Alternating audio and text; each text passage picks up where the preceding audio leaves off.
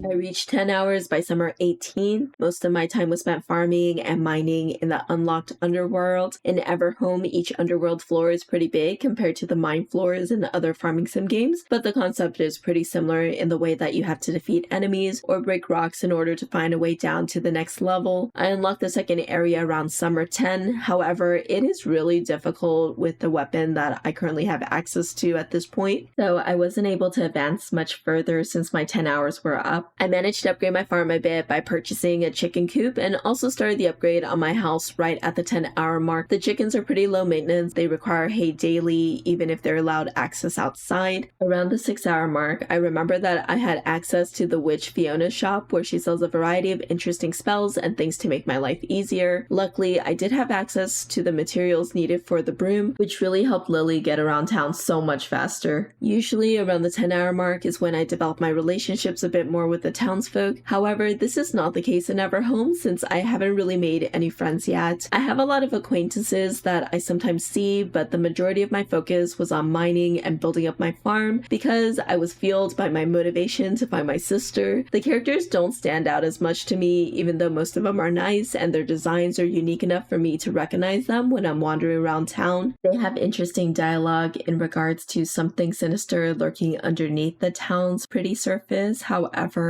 in terms of talking about themselves and what they like, it's pretty generic, I would say. There's no romance in this game, so that might also have played a factor into why I haven't been too motivated to become closer to them. Usually, I'm the type of person to be super into relationship in farming sim games, so the lack of romance personally may be a big factor in whether or not I feel invested in the characters. Of course, this is my own subjective feeling at the 10-hour mark, and I'm hoping that I'll be able to develop more friendships with them as time goes on. I wasn't having as much fun as I thought I would be during the 10-hour mark, but I am hoping that it would change once I get to be a bit more powerful so I can go deeper in the underworld, and then I can get more ores and upgrade my tools. I really wanted to get a better watering can so I can plant more crops to make more money and get a barn as well as expand my farm a little bit. So with an optimistic look, I went onward as there were still 2 more seasons to go.